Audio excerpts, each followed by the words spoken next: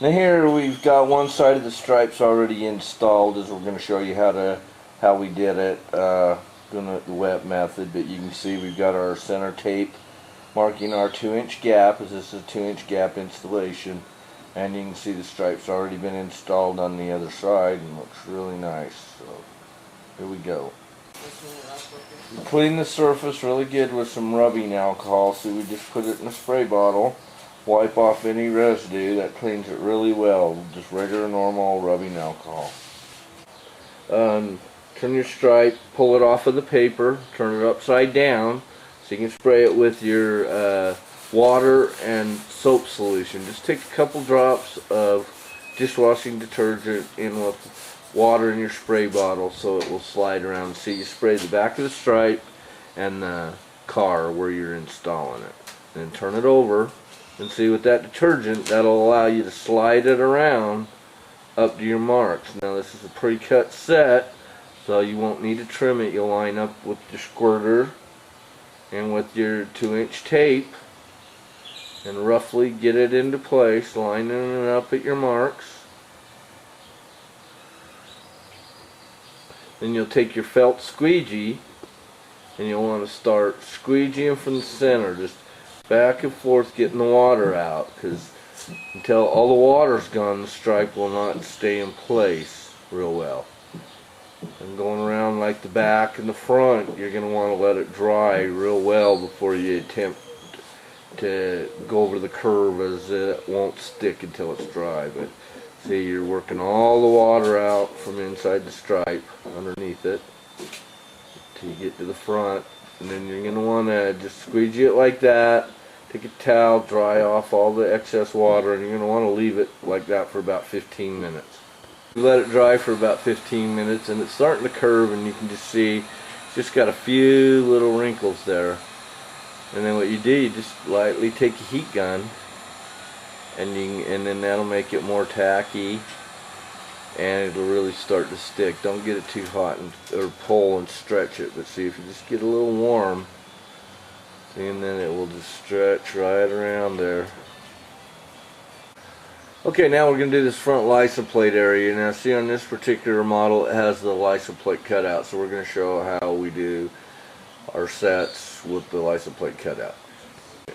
See, on the set there'll be that little piece that fills in the center part. It's just as impossible to do it all in one piece on this front bumper. So first off, you want to put that piece in there to fill in the centerpiece. Now in states like Arizona, where we don't require a front license plate, you could put, you know, a novelty plate there, and you may not want to put those pieces. Okay, now you just want to go ahead and kind of work that in with your felt squeegee.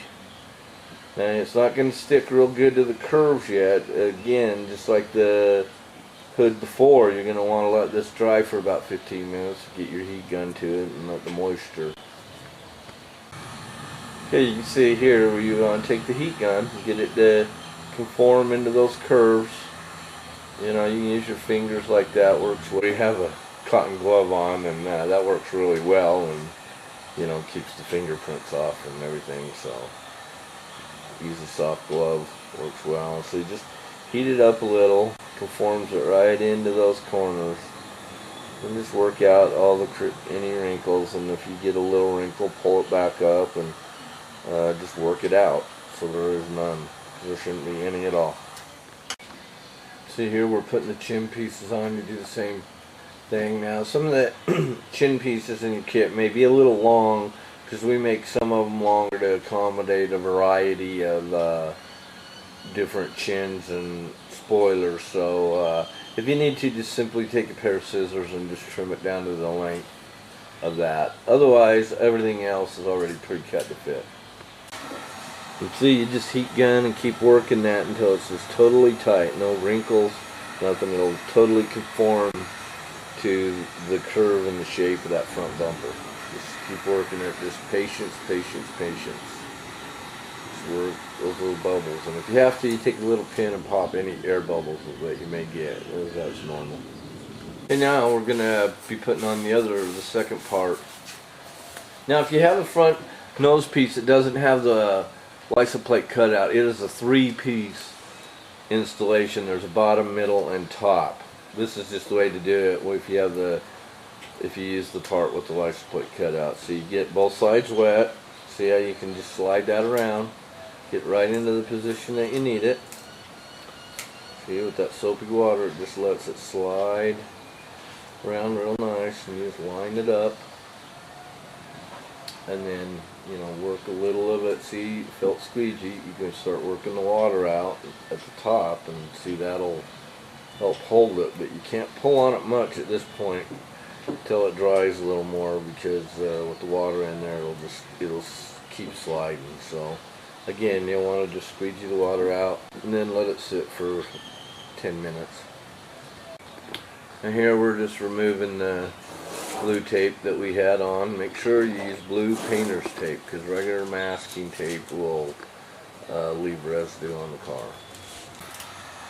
Okay, so you're on the front now. We've let it dry for about 10 minutes, and now you can take your heat gun and, you know, soft glow works really well on these contours, and see how the heat gun just helps, you know, just helps mold it and right in, and fills all the nooks and crannies and goes right into that molding. And then see that, and we pulled the stripes off, and then look how nice. And now you can put your license plate back on, or a novelty plate, or leave it, you know, like here in Arizona, we don't have to run a front plate, and you can leave it like that.